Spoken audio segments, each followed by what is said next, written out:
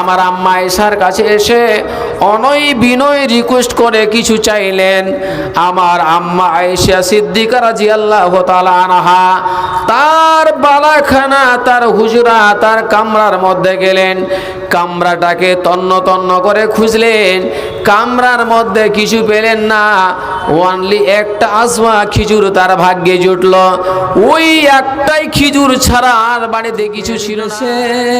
হয়েছে তোমার এ ধরাই আগমন, সব কিছু ফেলে চলে যাবে তুমি, আসিলে মরণক্ষণ, আসিলে মরণক্ষণ। বিসমিল্লাহির রহমানির রহিম।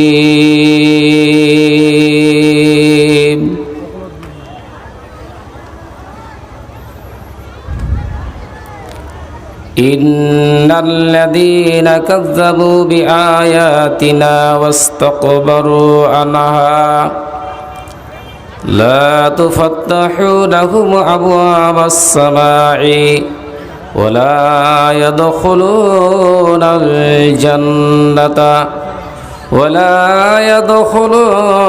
الجنة حتى يلج الجمل في سم الخياط وكان نزيع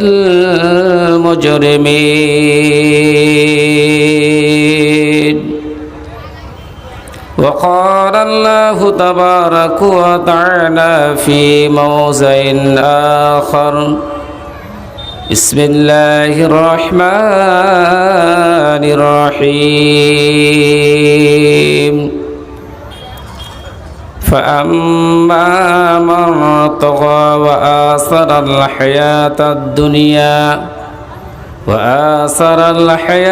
الدنيا فإن الجحيم هي المأوى وأما من خاف مقام ربه ونهى النفس عن الهوى فإن الجنة هي المأوى إلى آخره. وقال النبي صلى الله عليه وسلم وعن أنس بن مالك قال قال رسول الله صلى الله عليه وسلم لو غدوة في سبيل الله أو رحوة خير من الدنيا وما فيها. وقال النبي صلى الله عليه وسلم وعن ابن عمر قال قال رسول الله صلى الله عليه وسلم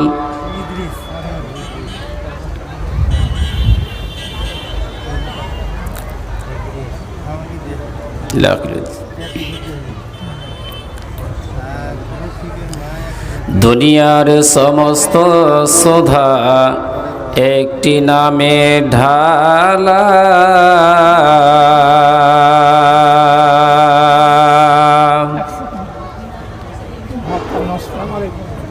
যে সমস্ত গ্রামবাসীদেরকে জালসা কমিটির পক্ষ থেকে নিমন্ত্রণ কার্ড দেওয়া হয়েছে, যারা এখন পর্যন্ত বাকি আছেন ওনারা চলে যান।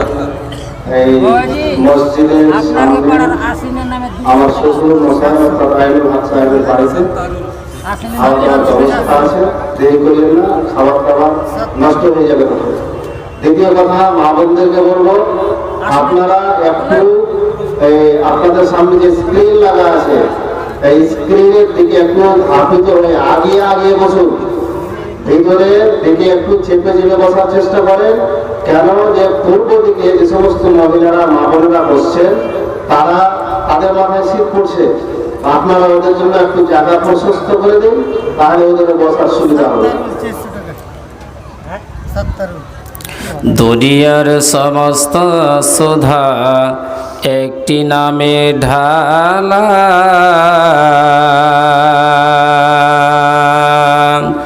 সিনামেতে জুড়াই ভাইরে সবই দুঃখ জ্বালা। একটি নামে আত্মহারা,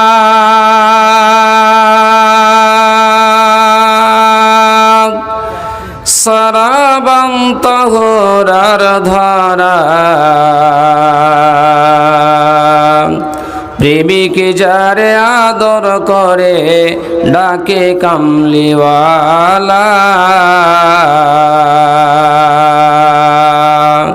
সিনাবেতে জুড়াই ভাইরে সবই দুঃখ জ্বালা। ফুলের সেরা গোলাপ যেমন, নবীর সেরা মর নবী তেমন। ফুলের সেরা গোলাপ যেমন, নবীর সেরা মর নবী তেমন। ওলিয়া ওলিয়া গলায় পড়ে ওই নামেরই মালা, সে নামেতে জোড়াই ভাইরে সবই দুঃখ জ্বালা, সে নামেতে জোড়াই ভাইরে সবই দুঃখ জ্বালা।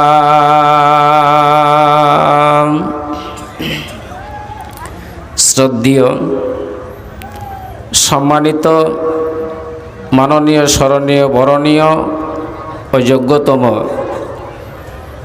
আজকে এই মঞ্চে উপবিষ্ট এই মঞ্চের বা সভার পরিচালনাকারী সভাপতি সাহেব, দূর দূরান্ত থেকে আগত সম্মানিত ওলামায়ে কেরামগণ সকল, সম্মুখীন বসে থাকা ইসলাম দরদি, ইসলামিক হিতাকাঙ্ক্ষী, ইসলাম পিপাসু বয়োজ্যেষ্ঠ বৈকনিষ্ঠ ভাই ও আব্বাজানেরা, অন্তরালে আড়ালে আরামের বিছানাকে ত্যাগ করে দিয়ে কষ্ট করে ছুটে এসে বসে থাকা পর্দানাসীন লজ্জাবতী অবলা সরলা কমলী হৃদয়া সম্মানিতা মা ও বোনেরা আমার, সবারে জানাই আন্তরিক সালাম, প্রীতি, শুভেচ্ছা, অভিনন্দন। সর্বাগ্রে সেই মহান স্রষ্টার প্রশংসা করি, যিনি ওয়াহদাহুল লা শারীক, অব্যয় অক্ষয় অনন্ত অসীম অদ্বিতীয় এক, যিনি আমাদের সবার সৃষ্টিকর্তা স্রষ্টা, যার নাম আল্লাহ, যার প্রশংসা করে তারিফ করে চিত্তসনা গুণকীর্তন উপাসনা আরাধনা ইবাদত বান্দিগি বা স্তুতিবাদ করে আমরা শেষ করতে পারি না। আমাদের পক্ষে শেষ করাটা মোটেই সম্ভবপর নয়। তথাপি রব্বুল আলামিন আমাদের মতো দুর্বল মানুষের কাছ থেকে তার প্রশংসা করিয়ে নেবেন, এই উদ্দেশ্যে তিনি তার মহাগ্রন্থ আল কোরআনের শুরুতে একখানা শর্ট আয়াত লিপিবদ্ধ করেছেন, যে আয়াতটিকে আমরা অতি শর্ট টাইমে, শর্ট সময়ে এবং খুব সহজভাবেই মুখ দিয়ে উচ্চারণ করতে পারি। এবং এর মধ্যে এমন একটা গুরুত্বপূর্ণ বিষয় কি, আমার বিশ্বস্রষ্টা রব্বুল আলামিন নিহিত বা লুকায়িত করে রেখেছেন কোন আল্লাহর বান্দা কিংবা বান্দি খালি সন্তরে তার আত্মাটাকে স্রষ্টার দিকে উৎসর্গ করে দিয়ে আল্লাহর প্রশংসা করব, এইরকম মুখ্য উদ্দেশ্য নিয়ে একটিবার যদি পাঠ করেন, আমার বিশ্ব স্রষ্টা রব্বুল আলামিন বলেন ওই বান্দা বা বান্দিটা আমার প্রশংসা করে সমাপ্ত বা ইতি করবে। তাই আমরা সকলেই স্রষ্টার প্রশংসা করব, এই উদ্দেশ্যে সকলে ঠোঁট দুটো খুলে দিয়ে মোহাব্বতের সহিত সকলেই উচ্চারণ করি, সকলেই বলি আলহামদুলিল্লাহ। অনেক ভাই ঠোঁট কিন্তু লড়েনি, জি ঠোঁট নড়বে না। আমাদের একটা দোষ আছে দাদা, মানে আপনাদের মুর্শিদাবাদ, পার্শ্ববর্তী দেশ মুর্শিদাবাদে আমরা তো খৈনি টৈনি খাই না, তো যত বেশি মানে খৈনি জাতীয় জিনিস মুর্শিদাবাদের মাটিতেই কিন্তু প্যাকিং হচ্ছে। তো ভাই আমরা কিন্তু খৈনি খাওয়া অভ্যস্ত মানুষ, আমরা যে কোনো জায়গায় যাই না কেন আমাদের মুখের মধ্যে ঠোঁটের মধ্যে খৈনি থাকে। খৈনি মানে বুঝেন তো, তাম্বাকু যাকে বলি। আর এই তাম্বাকু বা খৈনি থাকলে ওর সাথে যদি কথা বলেন, যার মুখে খৈনি আছে ও বেচারা খুব টেকনিক করে কথা বলার চেষ্টা করেন, কারণ যে যদি খোলামেলা কথা বলেন তাহলে কিন্তু ওর মুখে থেকে খৈনিটা পাস হয়ে যাবে। তো খৈনিটাও যেন তার মুখের মধ্যে থাকে আর আপনার কথাগুলোর উত্তরও দিতে পারেন, এই জন্য খুব টেকনিক করে কথা বলে। সবগুলো কথার কিন্তু উত্তর দেবে না, মাঝে মাঝে উত্তর দেবেও।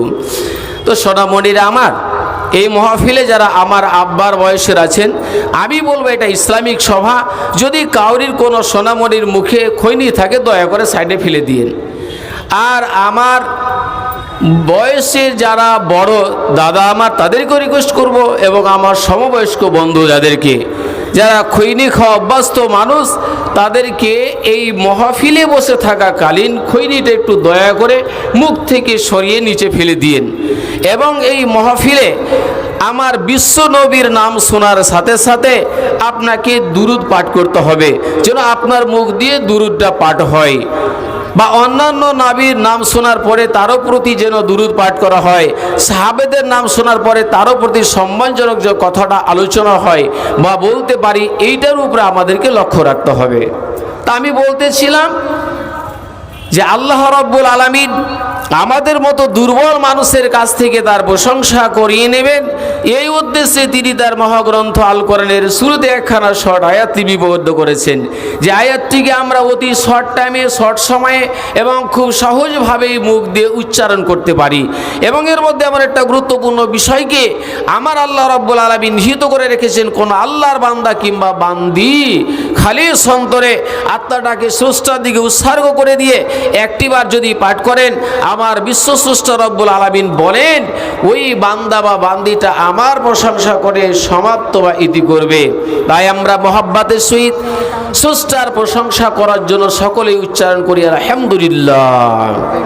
তারপরে পরে আমাদের ধর্মের গুরু মা মিনাল্লাল মরুর দুলাল, যিনি খাতিবুন নবীন সৈয়দুল মুরসালিন, যিনি পথিকের পথ প্রদর্শককারী, ওনাদের পিতা দয়ার সিন্ধু রাখালের বন্ধুরূপে এই পৃথিবীর বুকে আগমন করেছিলেন এবং সমগ্র জীবনখানা মানুষের কল্যাণের স্বার্থে মানুষের দ্বারে দ্বারে ঘুরে মানুষকে সরল এবং সঠিক পথ আহ্বান করে গিয়েছেন বা ডেকে গিয়েছেন। এই সরল এবং সঠিক পথ আহ্বান করতে গিয়ে বা ডাকতে গিয়ে তাকে বহু কষ্ট, জ্বালা, যন্ত্রণা স্বীকার করতে হয়েছে। এ সকল ঐতিহাসিক ঘটনাগুলো আমরা প্রায় জলসায় জুমার মসজিদে খুতবার মাধ্যমে শুনে শুনে সকলে আমরা অবগত। জি, তাই আমরা সকলেই স্রষ্টার কাছে কামনা করব, তিনি আমার বিশ্বনবী জনাবি মুহাম্মদুর রাসূলুল্লাহ সাল্লাল্লাহু আলাইহি ওয়াসাল্লামের শত কোটি শান্তির ধারা অবতীর্ণ করুন। আমরা সকলেই বলি আল্লাহুম্মা সাল্লি আলাইহি আল্লাহুম্মা বারিক আলাইহি। ভাই সকল আমার, আমি মহাগ্রন্থ আল কোরআন থেকে শর্ট শর্ট 3 জায়গা থেকে 3খানা আয়াত আপনাদের সম্মুখে পেশ করেছিলাম এবং বিশ্বনবী জনাবি মুহাম্মদুর রাসূলুল্লাহ সাল্লাল্লাহু আলাইহি ওয়াসাল্লামের বহু হাদিসের মধ্য হইতে শর্ট একটি হাদিস আপনাদের সম্মুখে পেশ করেছিলাম। আয়াতগুলিকে এবং হাদিসটিকে বাংলায় মানে করে দিয়ে এইগুলিকে কেন্দ্রবিন্দু হিসাবে রেখে সময়ের দিকে লক্ষ্য রেখে কটা কথা বলবো। আমা তৌফিক ইল্লা বিল্লাহ।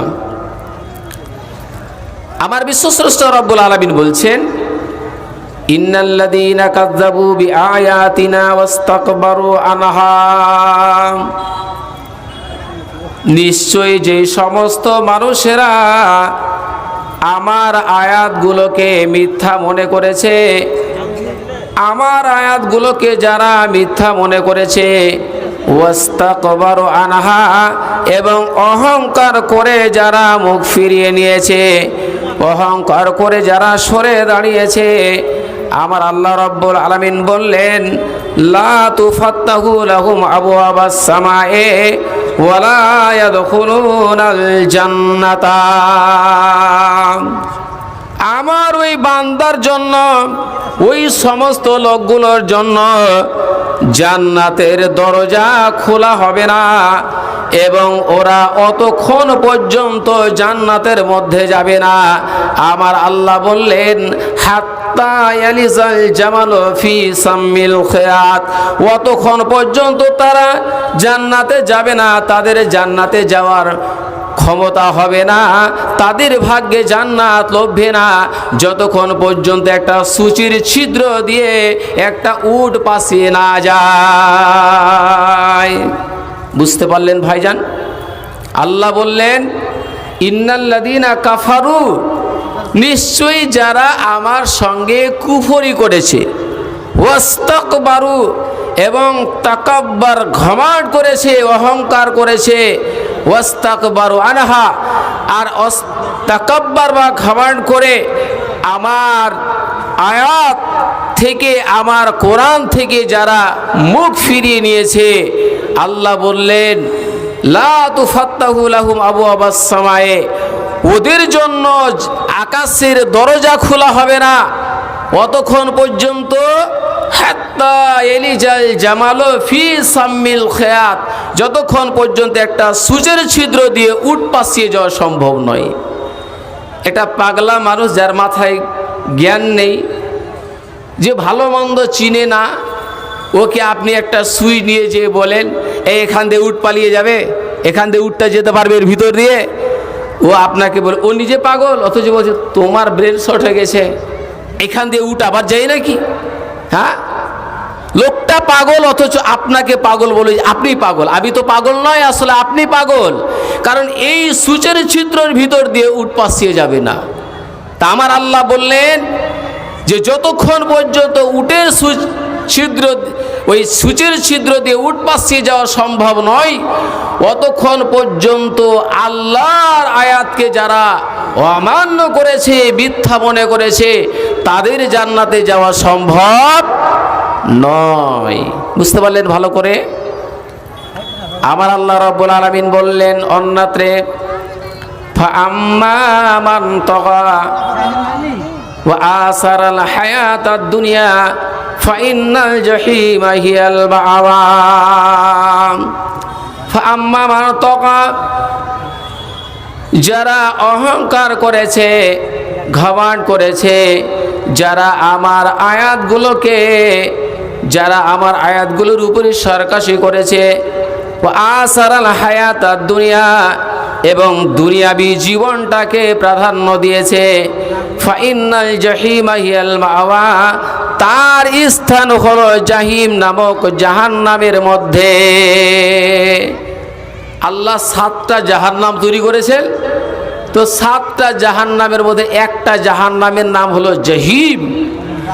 তো যারা অহংকার করেছে, তাকাব্বার করেছে, ঘমণ্ড করেছে এবং নিজেকে দুনিয়াবি জীবনটাতে প্রাধান্য দিয়েছে, তো আমার বিশ্বস্রষ্টা রব্বুল আলামিন বললেন ফাইনাল জাহিমা হিয়াল মাওয়া, তার বাসস্থান হচ্ছে জাহিম নামক জাহান্নামে।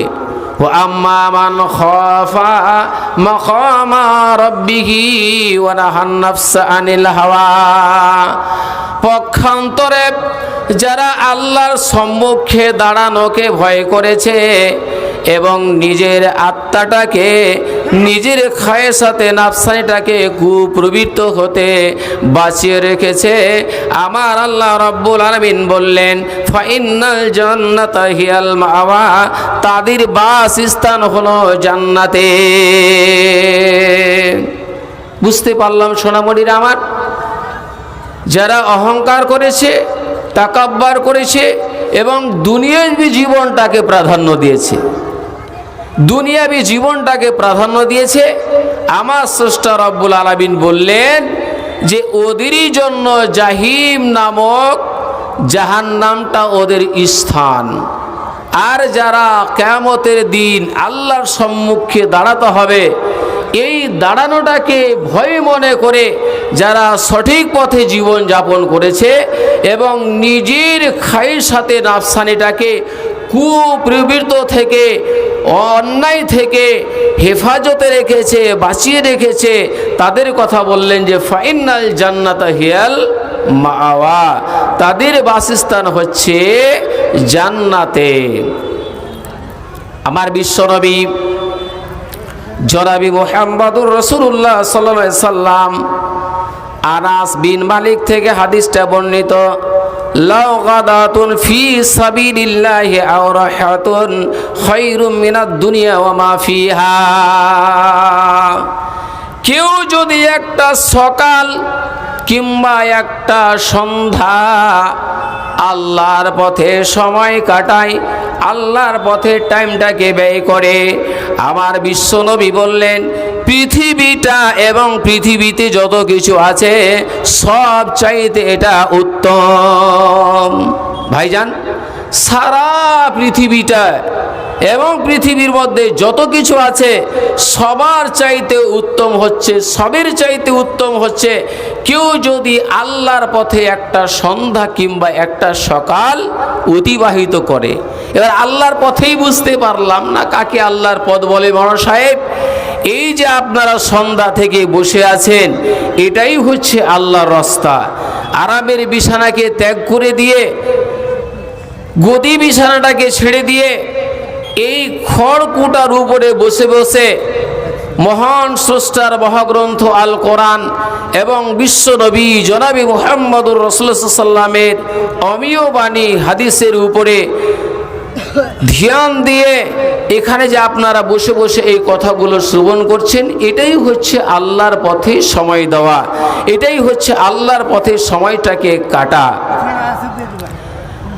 অন্য হাদিসে ইবনে উমার থেকে হাদিসটি বর্ণিত, তিনি বলছেন যে আমার বিশ্বনবী আমার কাঁধটা ধরলেন, ধরার পরে বললেন, আমার কাঁধটা ধরে বললেন ফাকালা, আমার কাঁধটা ধরে বললেন কুন ফিদ দুনিয়া কান্নাকা গরিবন।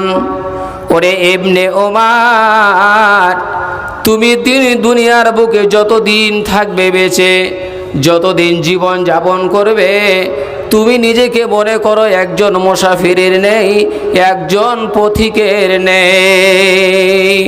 ভাইজান, আমরা বুঝতে পারলাম না মুসাফির। এখন আমরা সেরকম তো মুসাফির নই। মনে করে নিন আমার বাড়ি উত্তর দিনাজপুর। উত্তর দিনাজপুরে আমি সকাল 8টার সময় স্টেট বাসে উঠেছি, আর মালদায় নামলাম তখন 12টা বাজে। 12টার সময় আবার ওখানে টোটো ধরে রেল স্টেশনে আসলাম, 12:30টার সময় মানে ট্রেন ধরে আপনার পাকুড়ে পৌঁছালাম। এই যে সময়টা আমি রাস্তায় চলছি, এটাই আমার মুসাফিরের বেশে রাস্তা কাটছে সময়টা। তবু তো আমাদের অসুবিধা নেই, আমাদের খাওয়া দাওয়া চলাফেরার, কারণ এখন মানুষের কাছে পয়সা থাকলে সফরটা কোনো কিছু মনেই হয় না। কিন্তু এর পূর্বে যারা সফর করেছেন তাদের প্রচুর পরিমাণে কষ্ট পেতে হয়েছে, কষ্ট ভোগ করতে হয়েছে। তো ইবনে উমারকে বলছেন, ইবনে উমার বলছেন যে আমার গর্দানটা ধরলেন আমার বিশ্বনবী, দিয়ে বলছেন ফাকালা কুন ফিদ দুনিয়া কান্নাকা গরিবুন আও আবিরিস সাবিল। হে ইবনে উমার, তুমি জীবনে যতদিন বাঁচবে, পৃথিবীতে যতদিন তুমি বাঁচবে, তুমি এই সময়টাকে একজন মুসাফিরের নেই মনে করো, একজন পথচারীর নেই মনে করে চলো তুমি। ভাইজান, আজকে তো আমরা পৃথিবীটাকে সব কিছু মনে করি, এটাই আমাদের সব কিছু। আমাদের মৃত্যু হবে, মরব, মরার পরে আমাদের সারা জীবনের হিসাব নিকাশ করতে হবে, এইরকম কোনো আমাদের মধ্যে ধ্যান ধারণা নেই, এরকম কোনো আমাদের মধ্যে মনোবল নেই, এরকম কোনো আমাদের মধ্যে চিন্তাও নেই। জাবির বিন আব্দুল্লাহ রাদিয়াল্লাহু তাআলা আনহু থেকে বর্ণিত হাদিসটি সহিহ বুখারী শরীফের মধ্যে বর্ণিত আছে, লিখিত আছে বন্ধুবর আমার। জাবির বিন আব্দুল্লাহ রাদিয়াল্লাহু তাআলা আনহু বলছেন, আমার বিশ্ব নবী এক দিবস বিছানায় ঘুমন্ত অবস্থায় ছিলেন। নবীজি আমার ঘুমিয়ে আছেন বিছানায়, এমন সময় কয়েকজনের দল, কয়েকজন ফেরেশতার একটা দল আমার বিশ্ব নবীর কাছে আসলেন। আসার পরে তারা এক অপরে আলোচনা করতে আরম্ভ করলেন। কেউ বলছেন এই তো আমাদের সাথী বন্ধুটা ঘুমিয়ে আছে, কেউ বলছেন বন্ধুরে তিনি তার চোখটা বন্ধ আছে কিন্তু তার আত্মাটা জেগে আছে। নবীজির কথা তারা বলছেন, কেউ বলছেন ঘুমিয়ে আছেন, আর ওনাদেরই মধ্যে ফেরেশতাদের মধ্যে কেউ বলছেন না, আমরা যার কাছে এসেছি ইনি ঘুমিয়েছেন, চক্ষু দুটো বন্ধ আছে কিন্তু ইনার আত্মাটা জেগে আছে, ইনার আত্মাটা ঘুমিয়ে নাই। তারা এক অপরে আলোচনা করছে, বলছে এর ব্যাপারে কিছু আলোচনা করতে হবে। আবার একজন বলছে ইনি তো ঘুমন্ত অবস্থায় আছেন। ফের ফেরেশতাদের মধ্যে একজন বলছে না গো, ইনি ঘুমিয়েছেন কিন্তু এবার দিলটা জেগে আছে, আত্মাটা জেগে আছে। তো বলছে ঠিক আছে, এটার ব্যাপারে একটা আলোচনা করতে হবে। কি আলোচনা? বলছে শুনে রাখুন, এনার ব্যাপারে একটা আলোচনা করতে হবে। আলোচনাটা হলো এই, মনে করে নিন একটা মানুষ একটা বালাখানা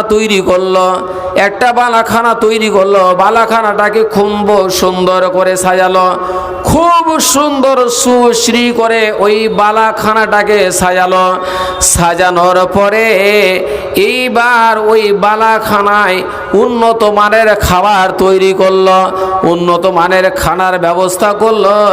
খানার ব্যবস্থা করে দেওয়ার পরে একজন আহ্বানকারীকে, একজন ডাকনেওয়ালাকে ডাক দেওয়া হলো।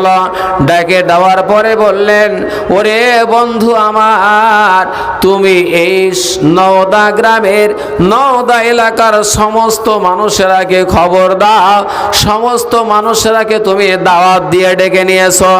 এবার ওই লোকটা সকাল বেলায়, ভোরের বেলায় বের হলো।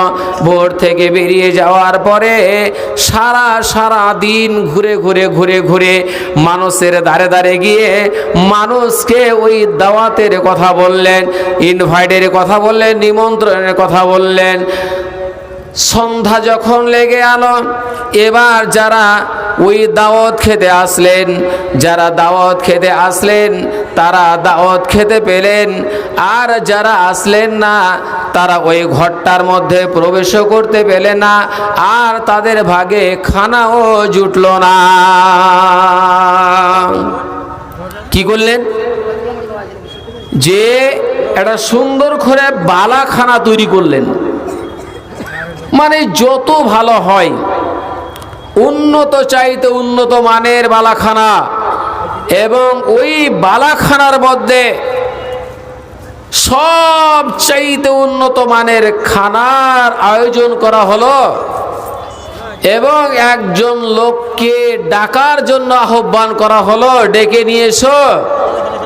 লোকটা সকলের বাড়ি ডাকতেও গেলেন, যাকে যেখানে মাঠে ঘাটে হাটে বাজারে যাকে যেখানে পেলেন খুব ভালোভাবে তাকে এই দাওয়াতের কথা বুঝিয়ে বললেন।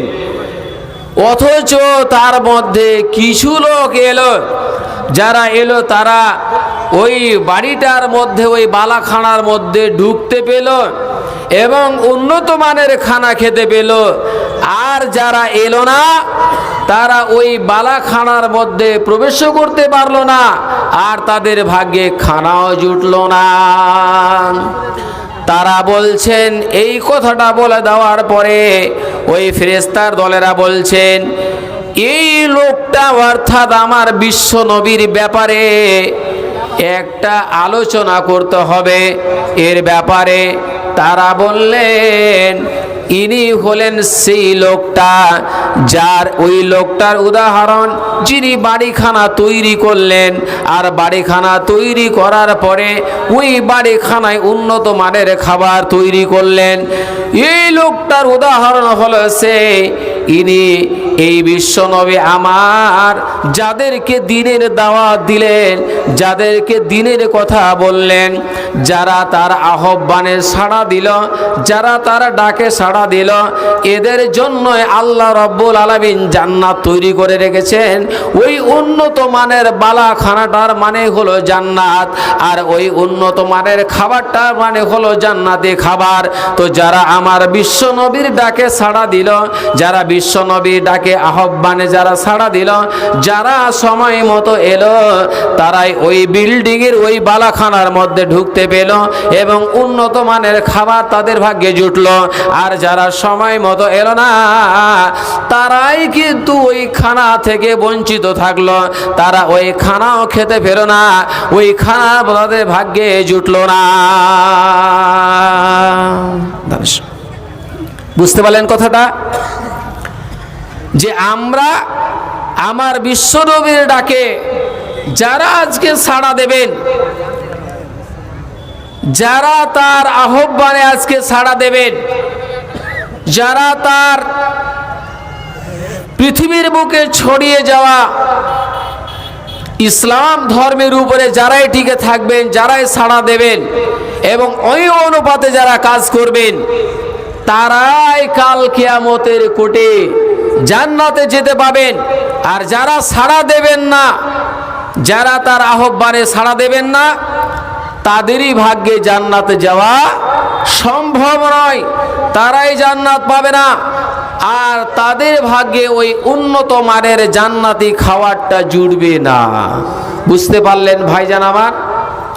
আমার বিশ্বনবী জনাবি মুহাম্মদুর রাসূলুল্লাহ সাল্লাল্লাহু আলাইহি ওয়াসাল্লামের অর্ধাঙ্গিনী মা আয়েশা সিদ্দিকা রাদিয়াল্লাহু তাআলা আনহা একদিন বিশ্বনবী বাড়িতে ছিলেন না, এমন সময় আম্মা আয়েশা সিদ্দিকা রাদিয়াল্লাহু তাআলা আনহার কাছে একজন ফকিন্নি মহিলা এসেছে, তার সঙ্গে দুটো মেয়ে রয়েছে। এখন আমাদের বাড়িতে চাইতে আসে অনেক ফকিন্নি মহিলা, মায়ের সাথে বাচ্চা কাচ্চা থাকে, আমরাও দেখি। তো মা আয়েশার কাছে যে চাইতে এসেছেন মেয়েটা, তো ওই মেয়েটার সঙ্গে দুটা মেয়ে আছে। মেয়েটার সঙ্গে কত মেয়ে আছে বললাম? দুজন কচি কচি মেয়ে আছে। ওই দুজন কচি কচি মেয়েকে মা সাথে করে নিয়ে চেয়ে বেড়াচ্ছেন। আমার আম্মা আয়েশার কাছে এসে অনয় বিনয় রিকোয়েস্ট করে কিছু চাইলেন। আমার আম্মা আয়েশা সিদ্দিকা রাদিয়াল্লাহু তাআলা আনহা তার বালাখানা, তার হুজরা, তার কামরার মধ্যে গেলেন। কামরাটাকে তন্ন তন্ন করে খুঁজলেন, কামরার মধ্যে কিছু পেলেন না।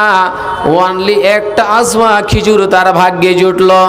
ওই একটাই খিজুর ছাড়া আর বাড়িতে কিছু ছিল না। মা আয়েশা সিদ্দিকা রাদিয়াল্লাহু তাআলা আনহা ওই খিজুরটাই ওই ফকিন্নি মহিলা মায়ের জন্য নিয়ে আসলেন এবং ওই মহিলা মাকে যখন দিলেন, ওই মহিলা মা আমার ফাঁকা সামাদ বাইনে ইবতায়াহা ওই খিজুরটাকে ফেড়ে দুই টুকরো করে ওই দুজন কচি কচি মহিলার হাতে দিয়ে দিলেন। হাদিস বর্ণনা করেন ওয়ালাম তাকুল মিনহা শাইআ, এবং নিজে মা কিছুই খেলেন না। একটাই খিজুর, ওই খিজুরটা ফেড়ে টুকরা করে মেয়ে দুটোর হাতে দিয়ে দিলেন, আর মা ওখান থেকে কিছুই খেলেন না। এই দৃশ্যটা আমার আম্মা আয়েশা সিদ্দিকা রাদিয়াল্লাহু তাআলা আনহা দেখলেন। দেখার পরে ওই ফকিরনি মহিলাটা চলে গিয়েছেন। আর কিছুক্ষণের মধ্যে আমার বিশ্বনবী বাড়ির মধ্যে প্রবেশ করলেন। এমন সময় দয়ার নবী জনাবে মুহাম্মদুর রাসূলুল্লাহ সাল্লাল্লাহু আলাইহি ওয়াসাল্লামকে